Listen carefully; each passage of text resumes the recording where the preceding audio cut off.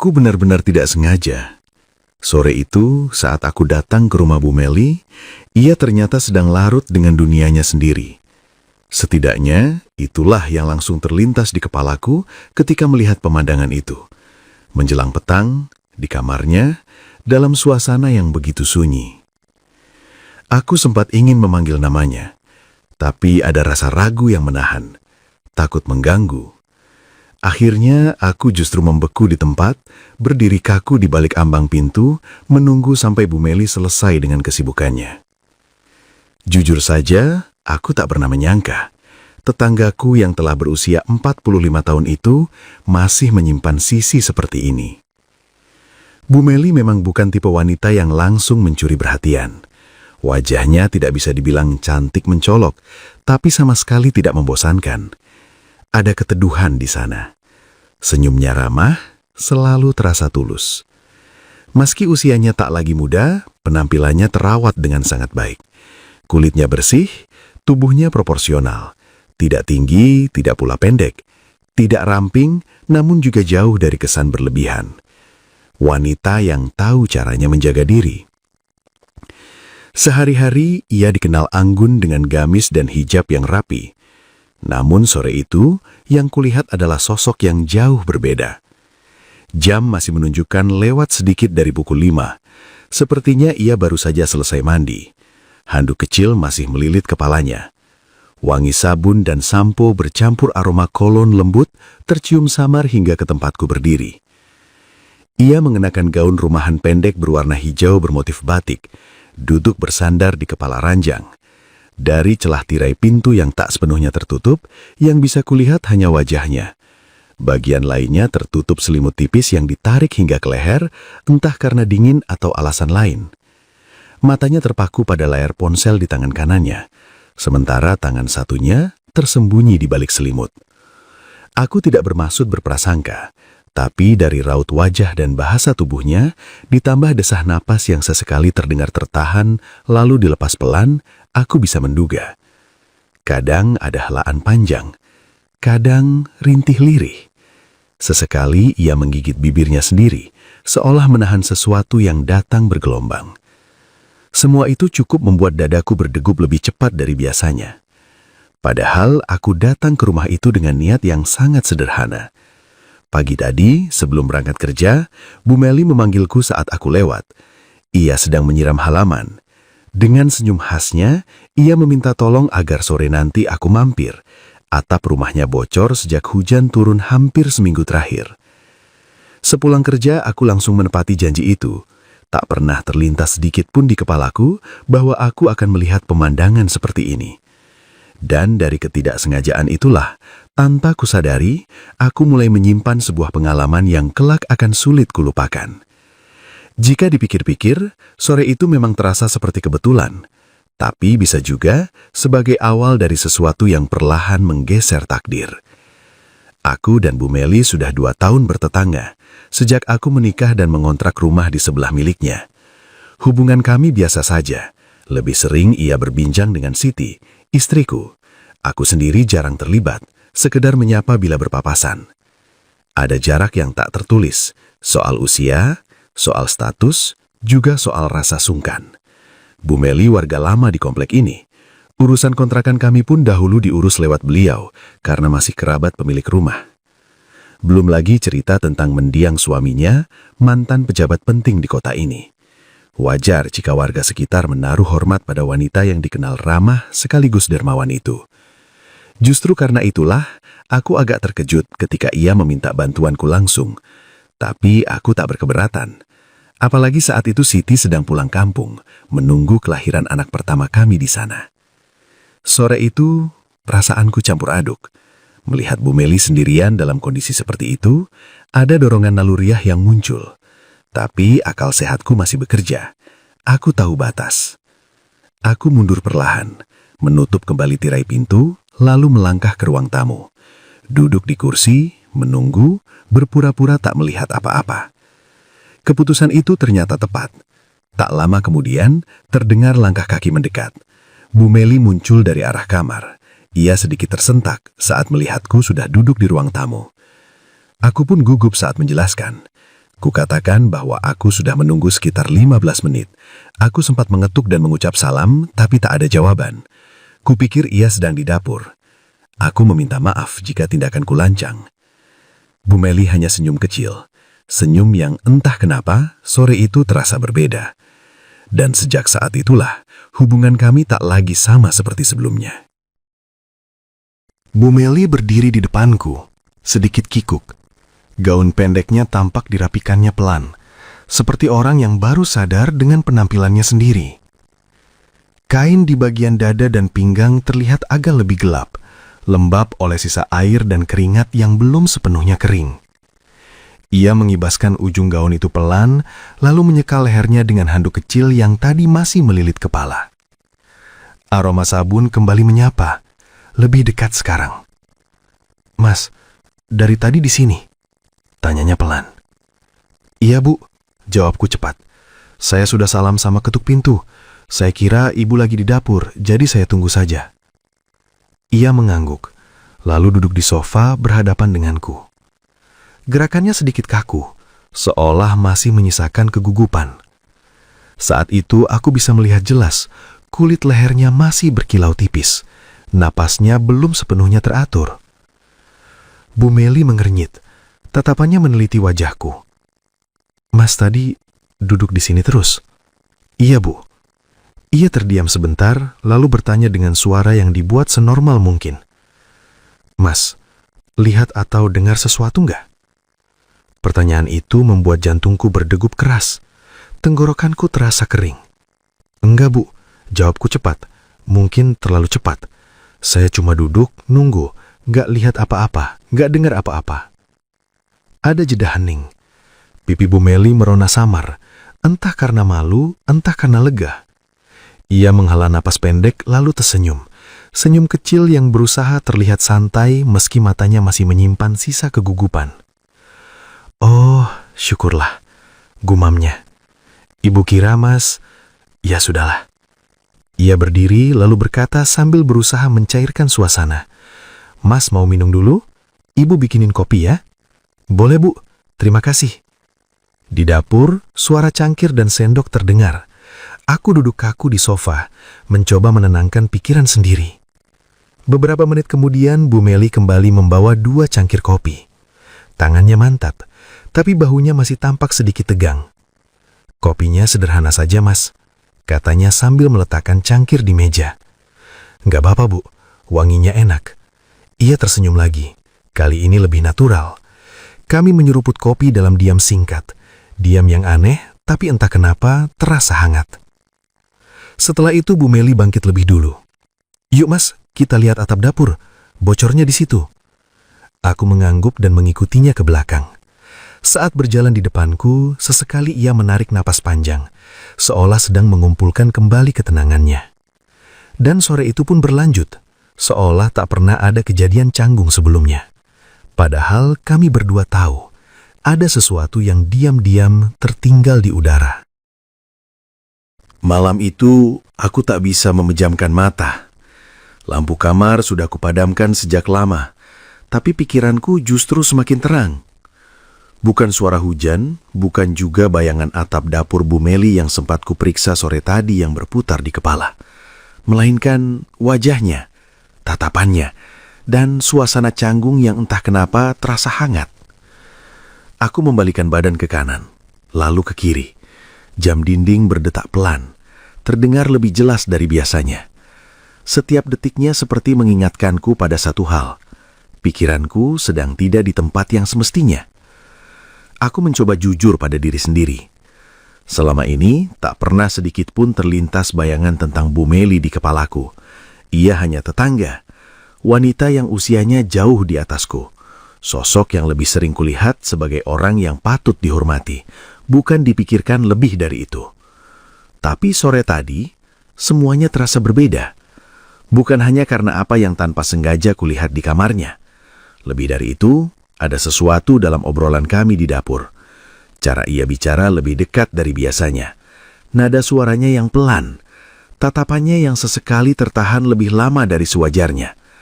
Hal-hal kecil, sepele mungkin, tapi cukup untuk mengusik. Aku menarik napas panjang, mencoba menenangkan diri. Aku bukan lelaki yang tak tahu diri. Aku punya istri, Siti, wanita yang kucintai, yang kini sedang berjuang melahirkan anak pertama kami di kampung. Aku menunggu hari itu dengan harap dan doa. Namun aku juga tak bisa memungkiri satu kenyataan lain. Aku hanya lelaki biasa. Sudah lebih dari 3 bulan aku menjalani hari sendirian. Rumah ini sunyi, malam-malam terasa panjang. Dan kesendirian kadang membuka celah yang tak disadari. Aku bangkit dari ranjang, duduk di tepinya, mengusap wajah dengan kedua tangan. Ini cuma pikiran capek, gumamku pada diri sendiri. Cuma salah tafsir. Tapi ingatan itu kembali datang tanpa diminta. Senyum Bu Meli ketika menyodorkan kopi. Cara ia menarik nafas sebelum bicara. Gerakan tangannya yang sedikit gugup saat merapikan gaunnya. Aku menggeleng pelan seolah ingin mengusir semua itu. Tak seharusnya aku memikirkan hal ini.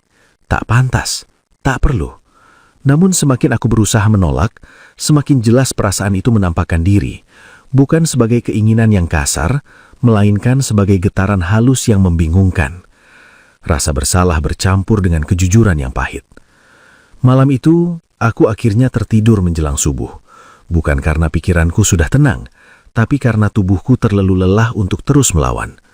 Dan sebelum terlelap, satu hal yang paling menggangguku adalah kesadaran sederhana ini, bahwa sore tadi telah meninggalkan jejak. Jejak yang mungkin tak akan mudah kuhapus begitu saja. Seperti biasa, kawan bukan fiksi, sebelum lanjut ceritanya, perkenalkan dahulu ya. Namaku Joni Hartanto. Usiaku 26 tahun. Sudah menikah. Dan jika Tuhan berkenan, sebentar lagi aku akan dipanggil ayah. Hidupku sederhana, pekerjaanku pun biasa saja, teknisi di sebuah toko elektronik di kota ini. Setiap hari aku berkutat dengan kabel, baut, papan mesin, dan keluhan pelanggan yang kadang lebih rumit daripada kerusakan barangnya sendiri. 2 tahun lalu, setelah menikahi Siti, aku meninggalkan kamar kos sempit yang sudah kutempati sejak awal merantau. Aku memboyong istriku ke sebuah rumah kontrakan kecil di kompleks BTN yang masih baru dikembangkan. Bukan rumah impian, tapi cukup layak untuk memulai hidup. Rumah itu sederhana. Dindingnya masih bau semen, halaman depannya sempit, tapi bagiku tempat itu punya makna besar. Di sanalah aku belajar menjadi suami. Belajar pulang tepat waktu, belajar menahan ego, dan belajar bertanggung jawab. Aku selalu ingin membuktikan sesuatu, terutama pada mertuaku di kampung, bahwa putri mereka tidak salah memilih, bahwa meski aku bukan orang berada, aku tak akan menyia-nyiakan perempuan yang sudah sah menjadi istriku. Di rumah itulah aku dan Siti menyusun harapan. Kami sering membayangkan masa depan sambil duduk di lantai, bersandar di dinding kosong. Suatu hari, jika tabungan cukup, kami ingin membeli rumah sendiri. Tak perlu besar. BTN bersubsidi pun tak apa. Meski cicilannya belasan tahun, selama itu milik kami, rasanya sudah cukup. Gajiku memang tidak besar, tak lebih dari UMR, 2.800.000 per bulan. Tapi aku tak mau mengeluh. Aku bersyukur punya keahlian yang bisa jadi pegangan. Aku bisa memperbaiki banyak hal. AC, kulkas, televisi, kipas angin, kadang mesin cuci. Selain pelanggan toko, warga kompleks pun sering memanggilku. Biayanya seikhlasnya. Aku hanya meminta uang jika ada suku cadang yang harus diganti. Soal jasa, aku tak pernah mematok harga. Mungkin karena itu orang-orang merasa nyaman. Mereka percaya. Mereka senang memanggilku lagi. Namun dari sekian banyak bantuan yang pernah kuberikan, ada satu yang terasa berbeda. Baru kali itu, aku diminta membantu membetulkan atap yang bocor. Dan baru kali itu pula, permintaan itu datang langsung dari Bu Meli. Sore itu aku hanya memeriksa saja, menunjuk titik yang diduga jadi sumber bocor. Aku bilang padanya, atap baru bisa benar-benar diperbaiki kalau hujan turun, biar jelas dari mana airnya masuk. Bu Meli mengangguk, lalu berkata ringan, "Ya sudah, mudah-mudahan besok hujan." Aku tak menganggapnya apa-apa, hanya ucapan biasa. Tapi entah doa siapa yang dikabulkan, atau mungkin sekadar kebetulan yang terasa terlalu pas, esoknya hujan benar-benar turun. Dari siang hingga aku pulang kerja menjelang jam 5 sore. Langit gelap, jalanan basah. Bajuku sedikit lembab saat aku sampai di kompleks. Dan sebelum sempat membuka pintu rumah kontrakanku, aku mendengar suara itu memanggil. "Mas Joni?" Aku menoleh. Bu Meli sudah berdiri di depan rumahnya, seolah memang menungguku sejak tadi. Wajahnya terlihat cerah meski cuaca muram. Tangannya melambai kecil. "Mas, hujannya pas ya," katanya sambil tersenyum. "Atap dapur saya bocornya kelihatan jelas sekarang." Aku mengangguk, menelan ludah tanpa alasan yang benar-benar ku mengerti. Saat itu aku belum tahu bahwa hujan sore itu bukan hanya akan memperlihatkan bocornya atap dapur Bu Meli, tetapi juga membuka celah lain di dalam diriku sendiri. Sore itu, hujan turun dengan niat yang serius. Bukan gerimis yang cepat berlalu, tapi hujan lebat yang membuat siapapun berpikir dua kali untuk berada di luar rumah. Bu Meli berdiri di ambang pintu dapur ketika aku masuk. Penampilannya entah kenapa terasa berbeda dari biasanya. Bukan karena berlebihan, justru karena sederhana tapi memikat. Ia mengenakan blus rumah berlengan 3/4 berwarna krem pucat. Jatuh mengikuti lekuk tubuhnya dengan sopan. Rok panjangnya membalut pinggang hingga mata kaki, sedikit berkibar setiap kali ia melangkah. Rambutnya tertata rapi ke belakang, sebagian kecil terlepas di dekat pelipis, memberi kesan natural yang sulit dijelaskan. Wajahnya tampak segar, bukan cantik yang mencolok, tapi ada ketenangan dewasa yang membuat mata betah memandang. Bibirnya tersenyum lembut, dan sorot matanya hangat, terlalu hangat untuk sekadar tetangga. Aku sempat berpikir bisa langsung naik ke atap dapur, tapi Bu Meli buru-buru menahan. "Mas, jangan dulu," katanya. "Hujannya masih deras, nanti malah masuk angin." Ia lalu mengajakku duduk di meja makan kecil dekat dapur. Di sana sudah tersedia segelas teh hangat yang masih mengepul dan sepiring kentang goreng sederhana. "Cuma ini adanya," katanya merendah. Aku tersenyum. "Ini sudah lebih dari cukup, Bu." Katanya lokasi rembesan bocor sudah jelas, tinggal menunggu hujan agak reda. Jadi sambil menunggu, tak ada salahnya mengobrol sebentar. Kami duduk berhadapan. Jarak kami tak jauh, terlalu dekat untuk sekadar basa-basi, tapi juga belum cukup jauh untuk aman dari rasa canggung. Dan disitulah, tanpa kuduga, Bu Meli membuka percakapan yang membuat dadaku sedikit bergetar. "Mas Joni tahu nggak?" katanya pelan, sambil memegang cangkir tehnya. "Sebenarnya, Ibu sudah lama ingin ngobrol berdua sama Mas." Aku hampir tersedak, bukan karena teh, tapi karena kalimat itu. "Oh ya, Bu?" jawabku sekenanya, berusaha terdengar biasa. "Iya," ia tersenyum tipis. "Entah kenapa setiap lihat Mas, Ibu keingat anak Ibu." Aku langsung merasa bodoh karena sempat berpikir macam-macam. Kalau dia masih hidup, lanjutnya, umurnya pasti kurang lebih sama seperti Mas sekarang. Entah ia jujur atau tidak, saat itu pikiranku sempat bercabang. Ada bagian diriku yang skeptis. Jangan-jangan ini hanya alasan agar bisa dekat dengan lelaki yang lebih muda. Pikiran yang mungkin terlalu berani, tapi muncul begitu saja. Namun keraguanku runtuh perlahan. Saat Bu Meli mulai bercerita, suaranya berubah. Lebih dalam, lebih berat. Ia dan mendiang suaminya hidup berkecukupan dulu. Bahagia, rumah tangga yang utuh.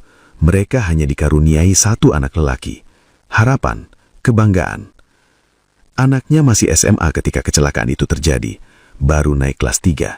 Baru saja mendapat hadiah sepeda motor sport. Hadiah atas prestasi yang membanggakan. Tapi ibu nggak pernah menyangka, hadiah itu justru yang membawa dia pergi.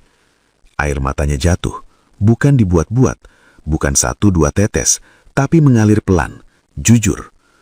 Aku terdiam. Tenggorokanku tercekak. Kejadian itu 10 tahun lalu. Saat itu aku pun masih SMA. Dan disitulah aku mulai yakin ceritanya bukan karangan. Bu Meli mengangkat tangannya, refleks, menyentuh wajahku dengan lembut. Bukan sentuhan yang mengarah kemana-mana, tapi cukup membuat tubuhku menegang. Wajah Mas, gaya rambut Mas, perawakan Mas, mirip sekali sama anak Ibu. Aku hendak bicara, tapi ia kembali melanjutkan, seolah tak ingin jeda. Setahun setelah ia belajar mengikhlaskan kepergian anaknya, luka lain datang. Suaminya berpulang karena serangan jantung saat sedang dinas luar kota, meninggal di kamar hotel, dan di sanalah kenyataan pahit itu terungkap. Suaminya tak sendiri, ada wanita muda bersamanya. Bukan hanya kehilangan, tapi juga kehormatan, aib yang selama ini ia simpan sendiri. Di mata orang-orang, Bu Meli adalah perempuan tegar, ramah, dermawan. Tapi sore itu aku tahu, di balik semua itu, ia menyimpan luka yang tak pernah benar-benar sembuh. Dan entah bagaimana caranya, sore itu aku menjadi orang yang ia percaya untuk mendengarnya. Aku baru menyadarinya beberapa saat kemudian. Kursi kayu yang kami duduki sudah tak lagi menyisakan jarak. Entah sejak kapan kami bergeser sedekat itu. Hujan di luar masih setia mengguyur, menutup dunia seakan hanya menyisakan dapur kecil itu untuk kami berdua. Isak Bu Meli belum juga reda. Kepalanya perlahan bersandar di bahuku, ringan tapi syarat beban. Tubuhnya bergetar pelan. Dan sebelum sempat kupikirkan lebih jauh, tanganku sudah lebih dulu bergerak, membelai rambutnya dengan hati-hati, sesekali mengusap air mata yang mengalir di pipinya. Gerakan yang seharusnya kupertanyakan, namun saat itu terasa manusiawi. "Maaf Bu," kataku lirih. "Saya bukan siapa-siapa. Saya nggak tahu harus bilang apa. Saya cuma bisa dengerin." Bu Meli terdiam, napasnya masih tersengal. Aku melanjutkan, dengan suara yang lebih pelan dari hujan. "Tapi, kalau kehadiran saya bisa sedikit mengobati rindu ibu pada almarhum anak ibu, panggil saja saya Joni. Nggak usah Mas Joni." Ada jeda. Lalu kepalanya terangkat perlahan. Ia menatapku. Matanya masih basah, tapi ada kilau yang berbeda. Bibirnya bergetar, lalu tersenyum. "Mas tahu nggak?" katanya hampir berbisik. "Kadang hidup itu seperti keajaiban kecil." Aku mengerenyit. "Nama anak ibu, Joni juga." Aku terpaku. "Lengkapnya Bagas Joni Saputro," lanjutnya. "Bedanya, kamu Joni Hartanto." Dadaku seperti dihantam sesuatu yang tak terlihat. Aku benar-benar tak menyangka. Seluruh kepingan cerita tadi mendadak terasa lebih nyata, lebih berat. Belum sempat aku mencerna semuanya, tiba-tiba lengannya melingkar ke tubuhku. Pelukannya erat, bukan pelukan seorang perempuan pada laki-laki, melainkan pelukan seorang ibu yang telah lama kehilangan. Pipinya menyentuh pipiku, hangat, lembut. Lalu kecupan itu mendarat di pipiku. Singkat, penuh rasa, dan sama sekali tidak kasar. "Terima kasih, John," katanya sambil terisak. "Sudah lama sekali ibu ingin memeluk dan mencium kamu, seperti dulu ibu menyayangi Joni, anak ibu." Tubuhku menegang, bukan karena niat buruk, tapi karena jiwa mudaku bergetar oleh sesuatu yang tak seharusnya hadir di momen itu. Perasaan yang bercampur, haru, iba, hangat, dan kebingungan. Aku diam, tak membalas, tak mendorong, tak pula memeluk lebih jauh. Aku hanya menahan nafas, membiarkan waktu berlalu beberapa detik, detik yang terasa terlalu panjang. Dan di sanalah aku sadar bahwa sejak pelukan itu terjadi, hubungan kami tak akan pernah kembali ke posisi semula. Bukan karena kesalahan, melainkan karena perasaan yang terlalu manusiawi untuk diabaikan. Hujan belum juga memberi tanda akan reda. Pelukan itu akhirnya dilepaskan lebih dulu oleh Bu Meli. Ia menarik tubuhnya perlahan, seolah baru tersadar bahwa barusan ia terlalu jauh melangkah. Tangannya yang tadi melingkar kini kembali ke pangkuannya. Pandangannya jatuh ke meja, menghindari tatapanku. "Maaf, John," katanya pelan. "Nah, ibu kebablasan." Nada suaranya berubah, bukan lagi lirih penuh rindu, melainkan suara seseorang yang baru saja menarik dirinya kembali ke batas yang seharusnya. Aku ikut menarik napas panjang. Dadaku masih berdebar, tapi ada rasa lega yang aneh. "Nggak apa-apa, Bu," jawabku jujur. "Saya ngerti." Kami sama-sama diam beberapa saat. Hanya suara hujan yang masih setia mengetuk genting. "Ayo," katanya kemudian, bangkit dari kursi. Kalau hujannya begini, bocornya pasti kelihatan jelas sekarang. Aku mengangguk. Itu kalimat yang tepat, menarik kami kembali ke alasan awal pertemuan ini. Aku naik ke atap dapur dengan jas hujan seadanya. Air hujan membasahi tangan dan wajahku, dingin, tapi justru membuat pikiranku lebih jernih. Dari atas, titik bocor itu jelas terlihat. Gentingnya bergeser, talang kecilnya retak. Tak butuh waktu lama, aku menggeser, mengencangkan, dan menutup celah yang jadi masalah. Pekerjaan sederhana, tapi entah kenapa saat itu terasa seperti penebusan. Saat aku turun, tubuhku sudah basah. Bajuku menempel, rambutku meneteskan air ke lantai dapur. Bu Meli menatapku dari dekat. Terlalu dekat. "Masuk dulu," katanya. "Jangan gitu, nanti masuk angin." Ia lalu berkata, agak ragu, tapi tetap terdengar tulus. "Kalau mau, mandi saja dulu di kamar mandi belakang. Ibu punya baju ganti. Punya almarhum suami atau Joni." Aku terdiam sepersekian detik. Tawaran itu terasa hangat dan berbahaya. "Enggak usah, Bu," jawabku sambil tersenyum kecil. "Saya mandi di rumah saja. Rumah kan sebelah." Ia menatapku lama, seolah menimbang, lalu mengangguk pelan. "Baiklah." Kupikir selesai sampai di situ. Aku melangkah menuju pintu. Tapi sebelum benar-benar keluar, suaranya kembali terdengar. Lebih lembut, lebih pelan, tapi jelas.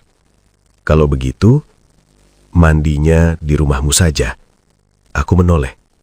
"Nanti makan malamnya di sini ya, John," katanya sambil tersenyum samar. "Ibu masakin yang paling nikmat buatmu." Ada jeda singkat, lalu ia menambahkan, nyaris berbisik, "Pokoknya ibu tunggu. Dan kamu..." Ia berhenti sejenak, menatapku dengan sorot mata yang sulit kuterjemahkan. "Kamu pasti senang." Dadaku kembali bergetar. Aku tak langsung menjawab, hanya mengangguk singkat, lalu melangkah keluar sebelum pikiranku berubah. Hujan masih turun. Dan untuk pertama kalinya sore itu, aku tak tahu mana yang lebih deras, air dari langit atau gelombang yang diam-diam sedang menguji keteguhanku. Di kamar mandi rumah kontrakanku, air mengalir lebih lama dari biasanya. Aku berdiri di bawah pancuran, membiarkan dinginnya air menghantam kepala dan bahu. Bukan untuk membersihkan tubuh semata, tapi untuk meredam sesuatu yang sejak sore tadi tak mau diam di kepalaku. Entah sejak kapan aku mulai lebih lama bercermin. Aku merapikan rambut, mencuci wajah dengan lebih teliti, bahkan memilih sabun yang wanginya paling segar. Gerakan-gerakan kecil yang seharusnya biasa saja, tapi sore itu terasa berbeda. Aku tersadar, aku ingin tampil lebih rapi, lebih gagah. Dan kesadaran itu membuat dadaku sesak. Karena ini bukan untuk Siti, bukan untuk istriku yang kini jauh di kampung, menunggu hari kelahiran anak kami. Bukan pula untuk perempuan muda lain yang mungkin entah kapan pernah melemparkan senyum atau godaan kecil. Tapi untuk Bu Meli, wanita setengah baya, tetanggaku sendiri, perempuan yang sore tadi memelukku dengan isak yang jujur dan menyebut namaku seolah sedang memanggil kembali sesuatu yang telah lama hilang dari hidupnya. Aku memejamkan mata. Aku tak bisa menebak isi hatinya, tapi aku ingat jelas wajahnya saat itu. Bukan wajah seorang perempuan yang menggoda, melainkan wajah seseorang yang seperti hidup kembali. Seolah ada bagian dirinya yang lama mati, lalu bernapas lagi. Entah karena rindu, entah karena kehadiranku. Dan disitulah batinku mulai berperang. Ada bagian dari diriku yang ingin berdiri sebagai anak. Anak yang mengerti duka, anak yang dipeluk karena mengingatkan pada kehilangan. Tapi ada bagian lain yang lebih jujur, lebih liar, dan lebih berbahaya yang berbisik pelan. Bahwa pelukan itu tidak sepenuhnya milik seorang ibu. Bahwa sentuhan itu juga mengenali keberadaanku sebagai lelaki. Aku menunduk, membiarkan air menetes dari ujung hidung. Perasaan itu membuatku malu pada diriku sendiri, tapi juga membuatku tak bisa mengingkari kenyataan yang lain. Aku tak mampu lagi menganggap Bu Meli sekadar seorang ibu. Bukan karena niat buruk, bukan karena keinginan yang ingin melampaui batas, melainkan karena ada sesuatu di antara kami yang terlalu rumit untuk diberi satu nama saja. Aku menghela napas panjang, lalu mematikan keran. Di luar hujan masih turun, dan di dalam dadaku sesuatu belum juga menemukan tempatnya. Aku mengenakan pakaian bersih, berdiri sebentar di depan cermin, lalu berkata pada bayanganku sendiri, pelan tapi tegas. Hanya makan malam, tidak lebih. Tapi bahkan saat mengucapkannya, aku tahu yang sedang kuhadapi bukan sekadar undangan makan. Saat aku kembali ke rumah Bu Meli, hujan sudah berubah jadi gerimis. Aroma masakan menyambutku lebih dulu. Hangat, rumahan, membuat perut dan hati sama-sama bergetar. Bu Meli muncul dari dapur. Rambutnya disanggul sederhana, daster bersih, wajahnya tampak lebih hidup dibanding sore tadi. "Kamu datang juga, John?" katanya pelan. Nada suaranya bukan nada ibu memanggil anak. Bukan juga nada perempuan menggoda lelaki. Itu nada seseorang yang lega. Aku duduk.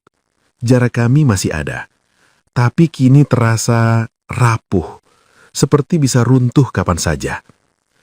"Maaf ya Bu kalau saya lama," kataku. Bu Meli tersenyum. "Ibu malah senang kamu pulang dulu, jadi nggak ada yang salah." Kalimat itu sederhana, tapi maknanya berat. Kami makan. Sesekali hujan terdengar di atap. Sesekali tangan kami hampir bersentuhan saat mengambil lauk. Tidak ada yang benar-benar terjadi. Dan justru itu yang membuat suasana makin tegang. Di sela makan, Bu Meli menatapku agak lama. "John," katanya lirih, "kamu tahu nggak rasanya rumah ini hidup lagi?" Aku tercekat. Aku ingin menjawab sebagai anak, tapi dadaku bereaksi sebagai lelaki. "Ibu nggak minta apa-apa," lanjutnya cepat, seolah membaca pikiranku. "Ibu cuma senang kamu ada." Aku mengangguk, tapi dalam hati, perang itu kembali pecah. Antara ingin menjaga dan ingin dipilih. Saat aku pamit, Bu Meli berdiri di ambang pintu. Hujan sudah berhenti, tapi udara masih lembab. "Makasih ya John," katanya. Lalu sedikit ragu, ia menambahkan, "Besok kalau hujan lagi, kamu nggak usah sungkan mampir." Tatapannya singkat, tapi cukup untuk meninggalkan pertanyaan yang tidak perlu dijawab sekarang. Aku mengulurkan tangan, berpamitan, tapi hujan kembali turun. Kali ini lebih deras. Petir menyambar nyaris bersamaan dengan padamnya lampu. Rumah itu seketika gelap. Hanya suara hujan yang jatuh bertubi-tubi di atap seng, memantul keras, menutup segala bunyi lain. Kami masih berdiri berhadapan. Tanganku yang tadi mengulurkan salam terima kasih belum sempat terlepas dari genggaman Bu Meli, ketika tubuhnya refleks maju, dan ia memelukku. Bukan pelukan yang rapi, bukan pula pelukan yang terencana. Pelukan orang yang terkejut dan takut. Aku membeku. Hangat tubuhnya terasa nyata. Terlalu nyata. Di tengah dingin malam dan bau hujan yang merembes dari celah jendela.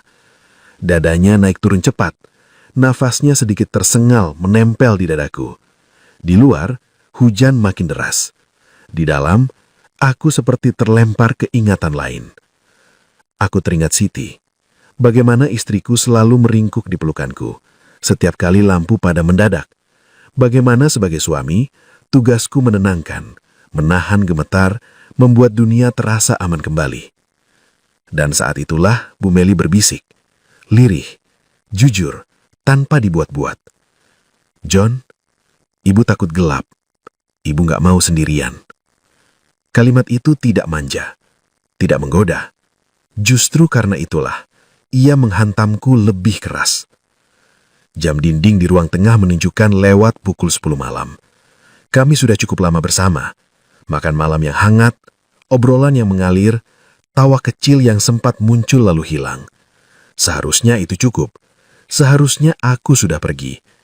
Tapi waktu entah kenapa terasa terlalu singkat. Saat Bu Meli mengangkat wajahnya dari dadaku, jarak kami terlampau dekat. Aku bisa merasakan nafasnya di daguku. Aku menunduk sedikit, berniat berkata sesuatu. Apa saja yang masuk akal. Namun petir kembali menyambar. Ia tersentak. Dan di momen yang kikuk, canggung, tanpa niat, bibir kami bersentuhan. Hanya sekejap, sesingkat kilat di luar sana. Kami sama-sama terkejut dan langsung menjauh. Maaf, kami mengucapkannya hampir bersamaan. Tidak ada lanjutan. Tidak ada gerakan lain. Hanya keheningan yang berat. Dipenuhi kesadaran bahwa sesuatu telah bergeser, meski hanya setipis rambut. Bu Meli memalingkan wajahnya. Hujannya deras sekali, katanya. Berusaha kembali wajar. Kamu tunggu saja sampai reda, sampai listrik menyala. Aku tahu, aku bisa menolak. Aku seharusnya menolak. Tapi aku mengangguk.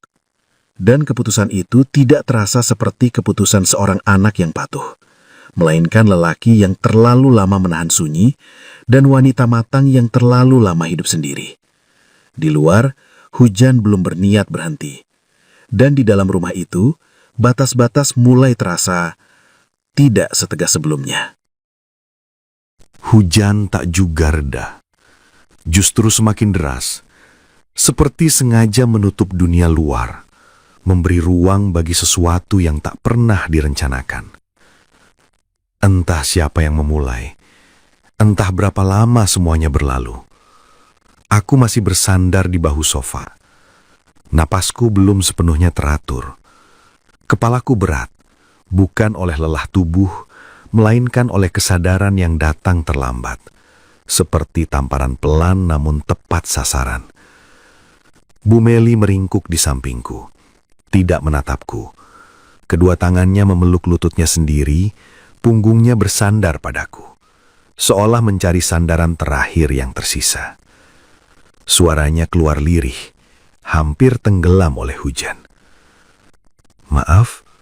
Maafkan ibu ya John, kalau akhirnya kita jadi seperti ini.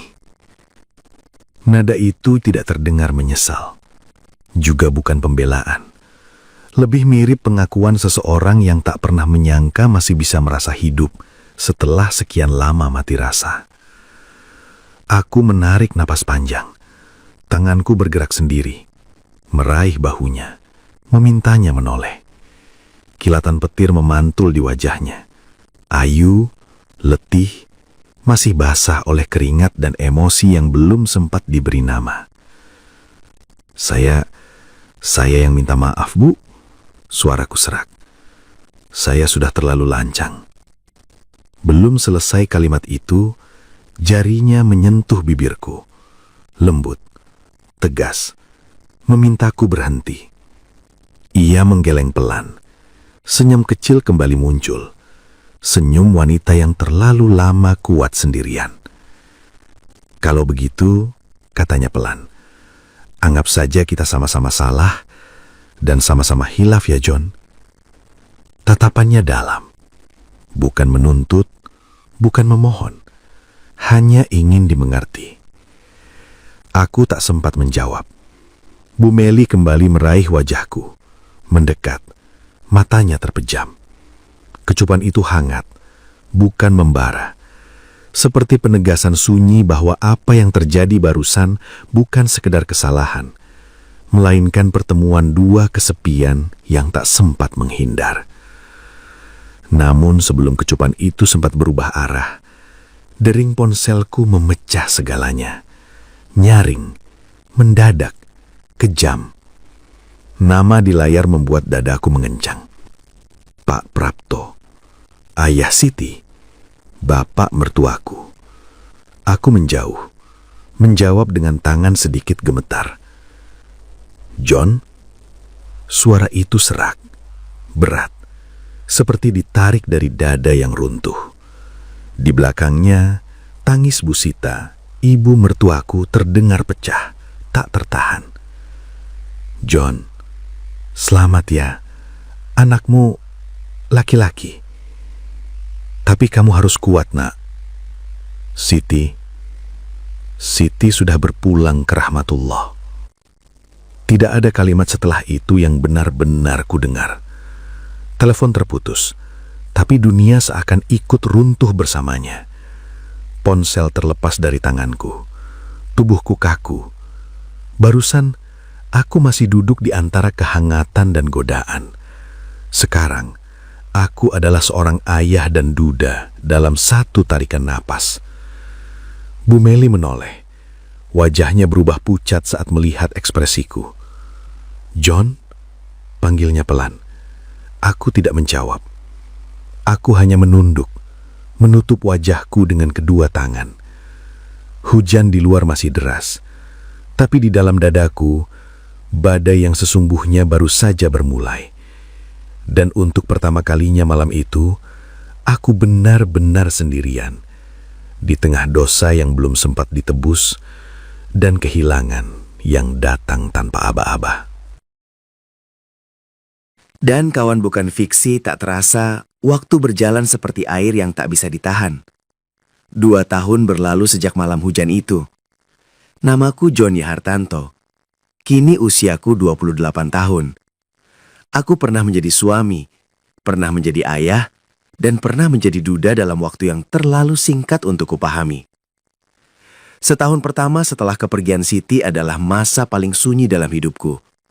Aku belajar berdamai dengan kehilangan, belajar menerima bahwa tak semua doa dijawab dengan kehadiran, sebagian dijawab dengan kepergian.